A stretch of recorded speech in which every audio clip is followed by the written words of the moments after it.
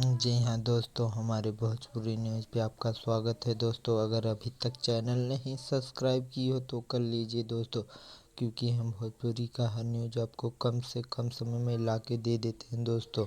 तो इसी के साथ बता दें दोस्तों, खेसारी लाल का एक बहुत बेहतरीन सॉन्ग आ चुका है दोस्तों, एक बात बताई दोस्तों।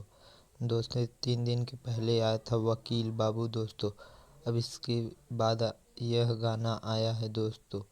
यह भी गाना आज या कल आ जाएगा दोस्तों। बहुत बेहतरीन सॉन्ग है दोस्तों, एक बात बताई दोस्तों। ये गाना में बहुत कलाकार भरे हुए हैं, साथ ही साथ खेसारी लाल भी हैं दोस्तों। पवन सिंह के बर्थडे से आए यह गाना, उसके बाद निकाला है दोस्तों।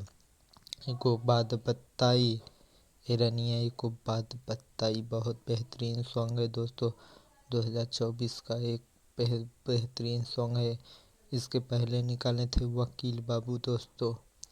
हमारा वीडियो अच्छा लगेगा दोस्तों, एक प्यारा सा कमेंट और लाइक और सब्सक्राइब जरूर कर देना दोस्तों। इसी के साथ अगले वीडियो में बताएंगे दोस्तों खेसारी लाल और सिंगर का गाना कब आएगा दोस्तों। धन्यवाद दोस्तों।